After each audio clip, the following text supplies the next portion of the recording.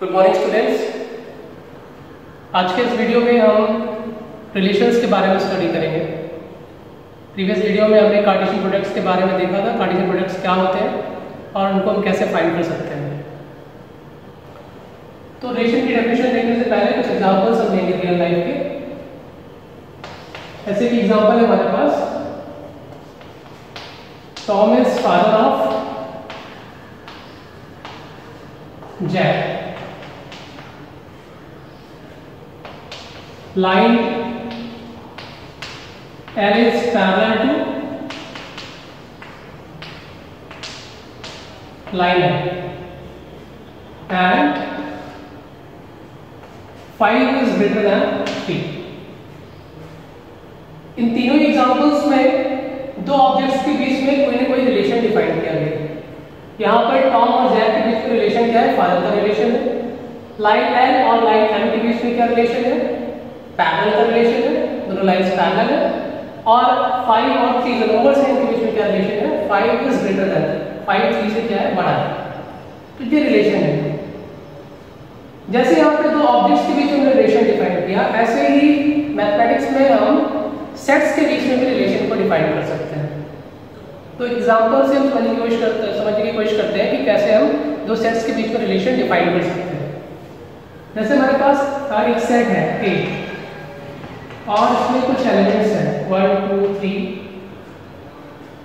5 और B में कुछ एलिमेंट्स हैं B इज इक्वल टू -1 4। ये हमारे पास एलिमेंट्स हैं A और B। तो कार्टेशियन प्रोडक्ट हम इसका फाइंड कर सकते हैं। A क्रॉस B क्या आएगा? A cross B is equal to 1 -1 1 4 2 -1 2 4 3 -1 3 4 5 -1 5 4। तो total number of elements A cross B में हमें 8 एलिमेंट्स मिलेंगे। 4 A में है, 2 एलिमेंट्स B में है। तो total number of elements in A cross B is 4 into 2 that is 8। अब A क्रॉस B का सबसेट अगर हमको फाइंड करना है तो एक रिलेशन इंपोज करके A और B के बीच में हम इसका एक सबसेट फाइंड कर सकते हैं। कहने का मतलब है सपोज दैट एक रिलेशन डिफाइन करते हैं हम A और B के एलिमेंट्स के बीच में। कैसे डिफाइन करेंगे? R is equal to XY। Relation R क्या है? यहाँ पे सेट है, इसके अंदर क्या है? ऑर्डर्ड पेयर्स है XY। कैसे ऑर्डर्ड पेयर्स होंगे? जहां पर y क्या हो? Greater than x, where x belongs to set A and y belongs to set B। तो रिलेशन R में ऑर्डर्ड पेयर्स है xy और इस तरीके से है कि यहाँ पे जो सेकंड एलिमेंट है, सेकंड प्लेस पे B का एलिमेंट होगा, ठीक है, वो क्या होना चाहिए? फर्स्ट एलिमेंट ऑर्डर्ड पेयर में जो है x से क्या होना चाहिए? बड़ा होना चाहिए। तो जो इस कंडीशन को सेटिस्फाई करेंगे ऑर्डर्ड पेयर्स, वही इसके अंदर आ सकते हैं।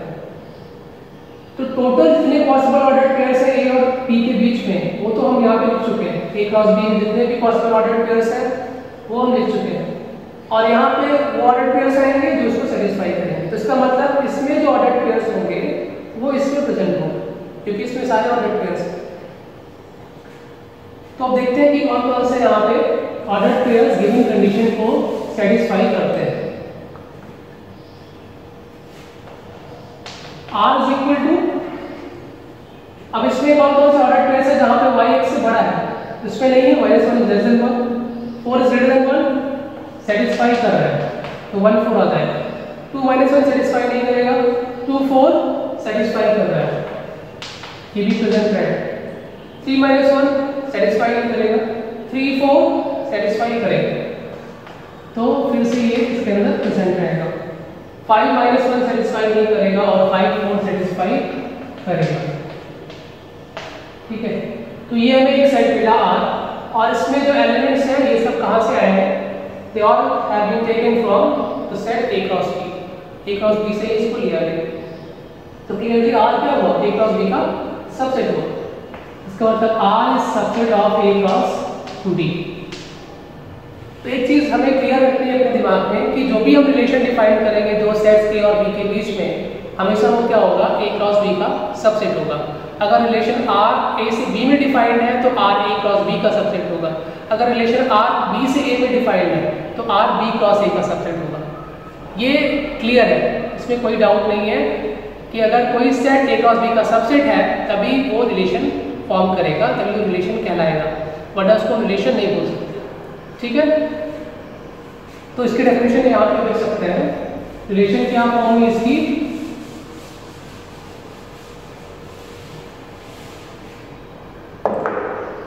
a set capital R is said to be a relation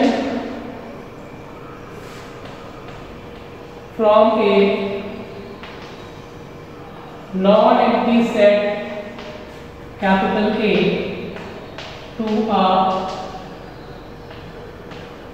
non-empty set capital B if R is subset of A cross B। तो R अगर सबसेट है A क्रॉस B का, ठीक है, तभी इसको बोल सकते हैं कि R जो रिलेशन है A से B में। ये इक्वालिटी का साइन इसलिए लगा है क्योंकि जो हमारा सेट होता है वो खुद का सबसेट होता है, ये हमें पता है। तो A क्रॉस B भी A क्रॉस B का सबसेट हो सकता है, और उस केस में क्या होगा, दोनों सेट और सबसेट दोनों इक्वल होंगे, तो उस केस में इक्वालिटी का साइन आता है, जिसे हमने पढ़ा था इम्प्रॉपर सबसेट बोलते हैं। तो उस केस में इक्वालिटी का साइन आता है, तो इसीलिए तो ये प्रॉपर सबसेट होगा या फिर इम्प्रॉपर सबसेट होगा, इसीलिए इक्वालिटी का साइन भी हम यूज करते हैं। ठीक है, तो इस तरीके से हमने डिफाइन कर दिया इसको। अब उसके एग्जांपल लेते हैं जिससे कि हमें क्लियर हो जाए कि कैसे हम रिलेशंस को फाइंड करते हैं और कितनी तरीके से इसको हम रिप्रेजेंट कर सकते हैं। तो क्योंकि रिलेशन जो होता है वो भी एक सेट ही होता है, और हमने पढ़ा था सेट को हम दो तरीके से रिप्रेजेंट कर सकते हैं। एक क्या था, सेट बिल्डर फॉर्म, और दूसरा क्या था, रोस्टर फॉर्म। तो यहाँ भी हम रिलेशन को दो तरीके से रिप्रेजेंट कर सकते हैं, सेट बिल्डर फॉर्म में भी रिप्रेजेंट कर सकते हैं और रोस्टर फॉर्म में भी रिप्रेजेंट कर सकते हैं। और एक और तरीका है, इसको हम डायग्रामेटिकली भी रिप्रेजेंट कर सकते हैं, एरो डायग्राम यूज करके। तो एक एग्जांपल लेंगे और उससे हम तीनों ही फॉर्म्स यहाँ पे डिस्कस करेंगे। ठीक है, let capital A is equal to 1 2 3 4 5। ठीक है, ये हमारे पास एक सेट है। Let R is relation from set A to set A। तो यहां पर R क्या है, रिलेशन है सेट A से सेट A, मतलब A से A में ही एक रिलेशन डिफाइन किया गया है। और ऐसे केसेस जहां पे सेम सेट से सेम सेट रिलेशन डिफाइन होता है उसको हम ऐसे भी लिख सकते हैं, that is R is relation on set ए। ठीक है, ऐसे भी इसको लिख सकते हैं। अगर R रिलेशन है A से A में तो इसको इस तरीके से लिखने की बजाय ऐसे भी लिख सकते हैं, R is relation on set A defined by, और इसको डिफाइन कैसे किया गया है यहाँ पे, R is equal to ordered pair XY such that y is equal to x plus 1।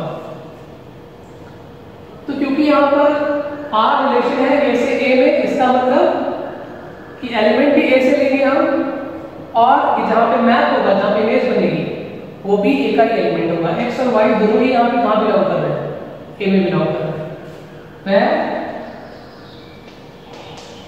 x y belongs to set A। ठीक है, तो इस तरीके से हमने रिलेशन को यहाँ पे डिफाइन किया हुआ है। और ये जो डेफिनेशन हमने लिखी है ये किस फॉर्म में लिखी गई है? ये सेट बिल्डर फॉर्म में लिखी गई है, क्योंकि यहाँ पे हमने एलिमेंट्स को नहीं लिखा, किस तरह के एलिमेंट्स प्रेजेंट होंगे उसकी कंडीशन बताई गई है, उसकी प्रॉपर्टी बताई गई है। So this is the set builder form.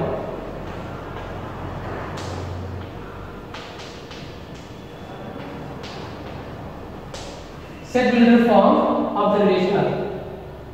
अब अगर क्वेश्चन में कहा जाए represent the given relation on set A in roster form, इसको रोस्टर फॉर्म में रिप्रेजेंट करना है, तो रोस्टर फॉर्म में कैसे रिप्रेजेंट करेंगे हम आर को? अब इसमें रोस्टर फॉर्म में हमको एलिमेंट्स लिखने होते हैं, तो 1 बाई 1 सारे एलिमेंट्स यहाँ पे हम पुट करेंगे x के लिए और y की करस्पॉन्डिंग वैल्यूज हम फाइंड करेंगे। तो x की वैल्यू को पुट करते हैं 1, तो y क्या आएगा? 2 पुट करेंगे तो 3 आएगा, 3 पुट करेंगे तो 4 आएगा, 4 पुट करेंगे तो 5 आएगा, ठीक है। और अगर 5 पुट करेंगे तो 6 आएगा भाई, लेकिन 6 a के अंदर प्रेजेंट नहीं है, जबकि y कहाँ का एलिमेंट है? a का ही एलिमेंट है। तो इसलिए हम x 5 नहीं पुट कर सकते, क्योंकि उसके लिए जो y की वैल्यू मिलेगी वो a के अंदर प्रेजेंट नहीं होगी। तो जो पॉसिबल ऑर्डर्ड पेयर्स r के अंदर आ सकते हैं वो यहाँ पे हमें मिल गया 1 2 2 3 3 4 एंड 4 5। ये भी हमारे रिलेशन r को रिप्रेजेंट कर रहा है, क्योंकि ये क्या है हमारा सबसेट है a क्रॉस a का। a क्रॉस a में कितने एलिमेंट्स होंगे? a में भी 4 एलिमेंट्स, a में 4 एलिमेंट्स हैं, तो a क्रॉस a में कितने एलिमेंट्स हो जाएंगे? 4 into 4 दैट इज 16 एलिमेंट्स। और वो 16 एलिमेंट्स में ये एलिमेंट प्रेजेंट होगा हमारा। ऑर्डर पेयर अगर हम लिखेंगे a क्रॉस a का तो क्या आएगा? 1 1 1 2 1 3 1 4 1 5 और सॉरी यहाँ पे 5 एलिमेंट्स हैं a के अंदर 5 एलिमेंट्स हैं, तो a क्रॉस a में कितने एलिमेंट्स होंगे? टोटल 5 into 5 25 एलिमेंट्स होंगे, और उसी में से हमारा ये ऑर्डर पेयर मिला हुआ है 1 2 2 3 3 4 4 5। तो क्योंकि ये एलिमेंट्स a क्रॉस a से ही आए हुए हैं, इसका मतलब ये सबसेट हो गया a क्रॉस a, ठीक है। और क्योंकि r यहाँ पे सबसेट है a क्रॉस a का, तो r क्या हो गया? रिलेशन हो गया, ठीक है। किसके बीच में? a से a के बीच में, या ऐसे भी कह सकते हैं r relation on set a। और ये इसका जो रिप्रेजेंटेशन है, ये कौन सा रिप्रेजेंटेशन है? क्योंकि यहाँ पे हमने सीधा डायरेक्टली एलिमेंट्स को ही लिखा हुआ है कि रिलेशन r के अंदर कौन कौन से एलिमेंट्स या ऑर्डर्ड पेयर्स प्रेजेंट है, इसलिए इसको हम क्या कहेंगे? रोस्टर फॉर्म कहेंगे, roster form of representing the relation r। तो जैसे हम सेट्स में दो तरीके से सेट को रिप्रेजेंट करते थे, वैसे रिलेशन में रिलेशन को भी हम दो तरीके से रिप्रेजेंट कर सकते हैं। एक में हम रिलेशन की प्रॉपर्टी बता देते हैं, यानी उसकी डेफिनेशन बता देते हैं, दूसरे में हम डायरेक्टली एलिमेंट्स को ही मेंशन कर देते हैं कि कौन कौन से एलिमेंट्स इसके अंदर प्रेजेंट है। और तीसरा तरीका जो है, जो हम विजुअल डायग्राम से रिप्रेजेंट करते हैं, वो क्या है?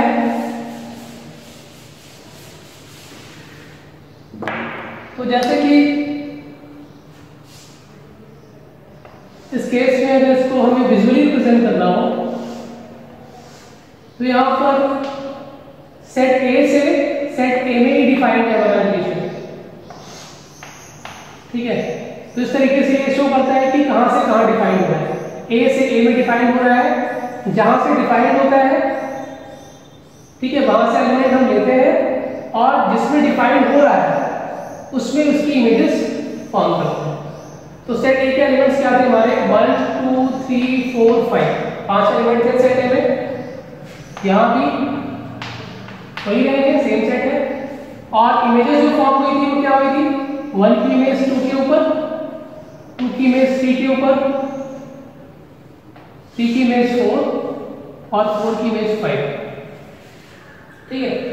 तो ये 1 2 3 4 की करस्पॉन्डिंग इमेजेस यहाँ पे फॉर्म हो रही हैं 2 3 4 5 के ऊपर। तो ये एलिमेंट्स है और ये इनकी इमेजेस रिलेशन R के अंदर, ठीक है। अब यहाँ पे क्वेश्चन बनता है कि डोमेन क्या होगा रिलेशन का, कोडोमेन क्या होगा, और इसकी रेंज क्या होगी। ये इंपॉर्टेंट कॉन्सेप्ट है, डोमेन, कोडोमेन, रेंज, ये सबको पता होना चाहिए अच्छे से। तो देखिए कैसे इसको हम डोमेन, इसका डोमेन, कोडोमेन और रेंज फाइंड कर सकते हैं।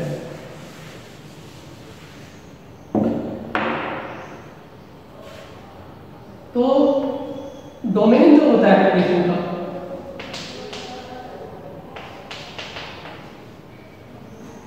यहाँ पे साइड में लिख लेते हैं जो हमारा आया था,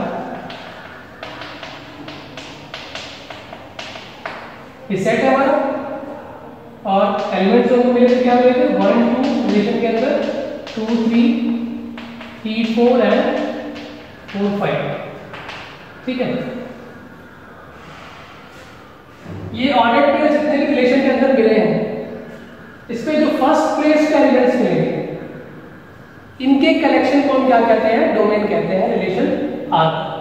तो फर्स्ट प्लेस पे कौन कौन से एलिमेंट्स ऑर्डर पेयर में 1 है 2 है 3 है और 4 है। जितने भी फर्स्ट प्लेस के एलिमेंट्स हैं ऑर्डर पेयर्स में, उनको हम कलेक्ट कर लें और एक सेट फॉर्म कर लें। तो जो सेट बनेगा वही क्या रिप्रेजेंट करेगा, डोमेन रिप्रेजेंट करेगा गिवन रिलेशन आर के लिए। तो यहाँ पर इस केस में जो कलेक्शन बनेगा फर्स्ट प्लेस एलिमेंट का वो 1 2 3 4 बनेगा। तो ये क्या हो गया, इसका डोमेन हो गया। ऐसे ही कोडोमेन अगर आपको लिखना है इसका, तो कोडोमेन में क्या करेंगे हम, सेकंड सॉरी ये पूरा का पूरा जो आपका सेट होगा यहाँ जिसमें इमेजेस बन रही है, उस पूरे सेट को हम क्या बोलेंगे, कोडोमेन बोलेंगे, कोडोमेन बोलेंगे। तो इसमें कितने एलिमेंट्स हैं, 5 एलिमेंट्स हैं, 1 2 3 4 5, मतलब पूरा का पूरा सेट जो होगा उनका होगा कोडोमेन होगा। कोडोमेन में आपको कुछ नहीं सोचना है, पूरा का पूरा सेट यहाँ पे जो होगा डायग्राम में राइट साइड पे वो आप यहाँ पे लिखें। और रेंज फाइंड करना है, रेंज ऑफ आर। तो रेंज फाइंड करने के लिए हमें ये देखना है कि इमेजेस का कलेक्शन जो है, इमेजेस कौन कौन सी यहाँ पे 2 3 4 5, इमेजेस को कलेक्ट करके अगर एक सेट बनाए तो जो सेट बनेगा वो क्या रिप्रेजेंट करेगा, रेंज को रिप्रेजेंट करेगा। तो यहाँ पर 2 3 4 और 5 से मिलकर जो हमारा सेट बन रहा है वो क्या रिप्रेजेंट कर रहा है, रेंज को रिप्रेजेंट कर रहा है गिवन रिलेशन आर के लिए, ये जो रिलेशन दिया गया है, ठीक है। तो ये भी बहुत सिंपल है आपके लिए फाइंड करना। पहले आप इसको इस तरीके से लिख लीजिए रिलेशन आर को, इसमें कितने कौन कौन से ऑर्डर पेयर्स आ रहे हैं उसको आप देख लीजिए, ठीक है। और फिर जो फर्स्ट प्लेस के एलिमेंट्स हैं ऑर्डर पेयर, सभी ऑर्डर पेयर्स में जितने भी फर्स्ट प्लेस के एलिमेंट है सबको कलेक्ट कर लीजिए। और अगर कोई रिपीट हो रहा है तो उसको एक ही बार लिखेंगे। जैसे अगर यहाँ पे 1 2 1 3 भी होता साथ में, तो हम 1 को 2 बार नहीं, एक ही बार लिखेंगे। आपको पता है सेट में एलिमेंट्स रिपीट नहीं किए जाते, ठीक है, क्योंकि उनका कोई मतलब नहीं होता। तो इसीलिए अगर 2 बार आ रहा है तब उसको एक ही बार कंसीडर करेंगे। तो जितने भी फर्स्ट प्लेस के एलिमेंट्स होंगे इनको कलेक्ट कर लेंगे, जो मिलेगा सेट वो हमारा डोमेन हो जाएगा। पूरे के पूरे सेट बी को, यहाँ पे बी के प्लेस पे भी यही है, तो पूरे का पूरा सेट यहाँ पे जो होगा उसको हम कोडोमेन बोलेंगे। और इस सेट के अंदर जो इमेजेस का कलेक्शन मिलेगा उसको हम क्या बोलेंगे, रेंज बोलेंगे। क्लियर? तो इस तरीके से आप डोमेन, कोडोमेन और रेंज फाइंड कर सकते हैं।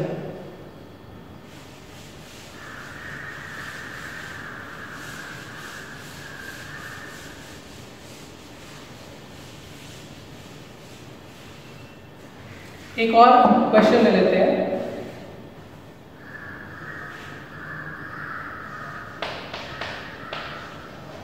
Set capital A is equal to 1 2 3 and set B is equal to 1 2 3 4 5 6 7 8 9 10, बड़ा सेट ले लिया, ठीक है। और इसके रिलेशन डिफाइन करते हैं। Let R is the relation from A to B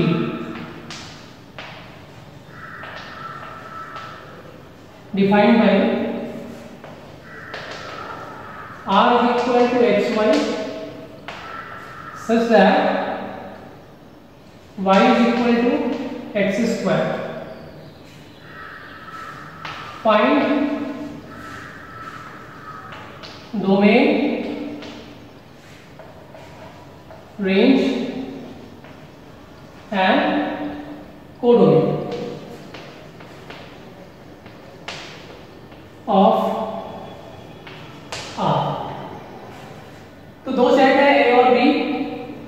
R एक रिलेशन है A से B में डिफाइंड है, ठीक है, और किस तरीके से डिफाइंड है ये इसकी डेफिनेशन दी गई है। तो हमें डोमेन फाइंड करना है, रेंज फाइंड करना है और इसका कोडोमेन फाइंड करना है रिलेशन R का। तो इसको हम कैसे फाइंड करेंगे? तो इसको फाइंड करने का तरीका जो है, आप सेपरेटेड फॉर्म में गिवन है, इसको आप रोस्टर फॉर्म में लिख लीजिए आसानी से, ठीक है। और रोस्टर फॉर्म में लिखने के बाद आपको पता है जो ऑर्डर पेयर्स बनेंगे उसमें जो फर्स्ट प्लेस के एलिमेंट होंगे उनका कलेक्शन क्या हो जाएगा? डोमेन हो जाएगा। जो सेकंड प्लेस के एलिमेंट्स होंगे यानी कि जो इमेजेस बनेंगी उसे क्या कहेंगे हम? उसकी कलेक्शन को रेंज कहेंगे। और जिसके अंदर इमेजेस फॉर्म हो रही है, कहां पे इमेजेस फॉर्म होंगी? बी के अंदर। तो बी जो है हमारा पूरा का पूरा सेट को क्या हो जाएगा? कोडोमेन हो जाएगा। तो पहले हम इसका रोस्टर फॉर्म लिखेंगे। x की वैल्यूज, x कहां का एलिमेंट है? क्योंकि a से b में डिफाइंड है, तो x a का एलिमेंट है। a के एलिमेंट्स यहां पे हम लेंगे 1 by 1 और करस्पॉन्डिंग इमेजेस हम फॉर्म करेंगे। तो x की वैल्यू अगर हम 1 लेते हैं तो क्या आएगा? 1 का स्क्वायर 1, y की वैल्यू की क्या आएगी? 1। अगर हम 2 लेते हैं, ठीक है, तो 2 के लिए क्या मिलेगा? 2 का स्क्वायर 4। और अगर 3 लेते हैं तो क्या हो जाएगा? 9। और इसके अलावा अगर कुछ और लेते हैं हम और इसके एलिमेंट्स लेंगे, सॉरी, तो a में 3 ही एलिमेंट्स थे। 1 लेने पे हमें क्या मिला? 1 मिला, b के अंदर है इसे लिख सकते हैं। 2 अगर हमने लिखा तो 4 मिला, 4 भी प्रेजेंट है इसके अंदर लिख सकते हैं। और अगर 3 लिखा हमने तो 3 का स्क्वायर 9, ये भी b के अंदर प्रेजेंट है। और कोई एलिमेंट है नहीं तो आगे आपको देखने की जरूरत नहीं। तो ये हमारा क्या हो गया? रोस्टर फॉर्म हो गया इस गिवन रिलेशन का। और क्योंकि ये a से b में डिफाइंड है, ठीक है, तो इसका मतलब ये सबसेट किसका होगा? a क्रॉस b का होगा। इसको आप चेक कर सकते हो, सबसेट मिलेगा क्योंकि a क्रॉस b में ये सारे ऑर्डर पेयर्स आपको मिलेंगे अगर आप लिखेंगे तो, ठीक। So R relation from a to b। अब हमको इसका डोमेन फाइंड करना है। तो डोमेन अभी आपको बताया, निकालने के लिए आपको क्या करना है? फर्स्ट प्लेस पे जो एलिमेंट्स है, कौन कौन से एलिमेंट्स है? 1 2 3, 3 एलिमेंट्स है। इनकी कलेक्शन में क्या बोलेंगे? डोमेन बोलेंगे। फिर कोडोमेन। तो कोडोमेन में आपको कुछ सोचना नहीं है। कोडोमेन में डायरेक्टली पूरा पूरा जो सेट है बी, वही आपका क्या हो जाएगा? कोडोमेन हो जाएगा। तो सेट बी में टोटल जो एलिमेंट्स हैं आपके 1 2 3 4 5 6 7 8 9 10, या आप सिंपली सिर्फ बी भी लिख सकते हो। Codomain of R equal to B and range of R। तो रेंज लिखना है आपको। तो रेंज में आप देखेंगे कि इमेजेस क्या फॉर्म हो रही है एलिमेंट्स की। सेट ए की एलिमेंट्स की इमेजेस कौन कौन सी बन? तो 1 की इमेज 1, 2 की इमेज 4 और 3 की इमेज 9। तो इमेजेस क्या मिली? 1 4 9। इसी की कलेक्शन को हम क्या कहेंगे? रेंज कहेंगे, ठीक है। तो बहुत ही सिंपल है, डोमेन, कोडोमेन और रेंज फाइंड करना, ठीक है। अब एक और इसमें कॉन्सेप्ट है कि कैसे हम नंबर ऑफ रिलेशंस फाइंड कर सकते हैं। नंबर ऑफ रिलेशन कैसे फाइंड कर सकते हैं, ये भी जानना बहुत जरूरी है।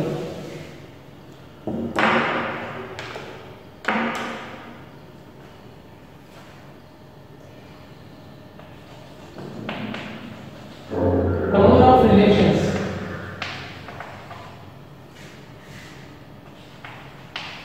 From a set A from a non-empty set A to a non-empty set B is equal to total number of subsets from A to B। अगर आपको A से B में total number of possible relations find करते हैं तो उसको कैसे find करेंगे? क्योंकि हमको पता है कि रिलेशन क्या होता है, सबसेट होता है A क्रॉस B का। कोई भी सेट जो कि A क्रॉस B का सबसेट होगा वो रिलेशन फॉर्म करेगा। तो अगर हम total number of subsets find कर लें A क्रॉस B के तो हमें टोटल नंबर ऑफ रिलेशंस भी मिल जाएंगे।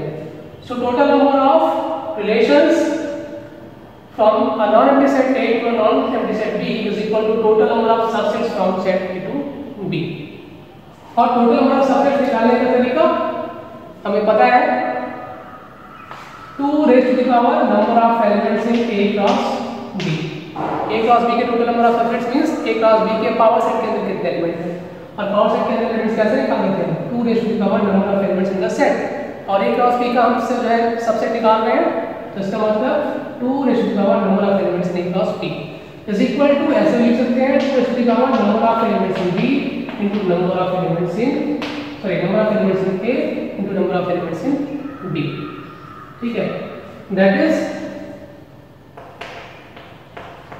if number of elements in A is equal to P and number of elements in B is equal to Q,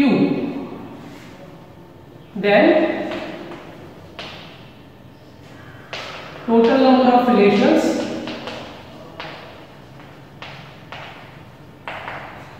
is equal to 2 raised to the power PQ।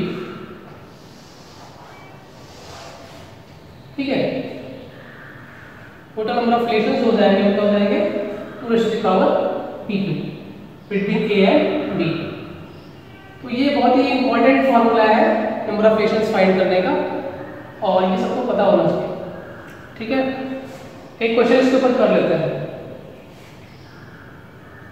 Total number of relations इसको ध्यान रखिएगा from A to B, और अगर B से A में निकालेंगे तब भी क्या हो जाएगा, तब 2 raised to the power Q भी हो जाएगा, तब भी वैल्यू वही आएगी। तो चाहे total number of relations from A to B निकालना हो या total number of relations from B to A निकालना हो, A टू B निकालना हो या B टू A निकालना हो, वैल्यू क्या आएगी? सेम आएगी, 2 raised to the power PQ। ठीक,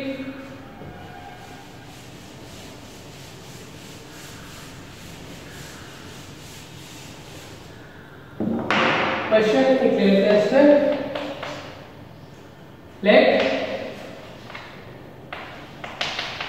set A contains 1 2 3 elements and set B contains 9 and 11 2 elements। Find the number of relations from A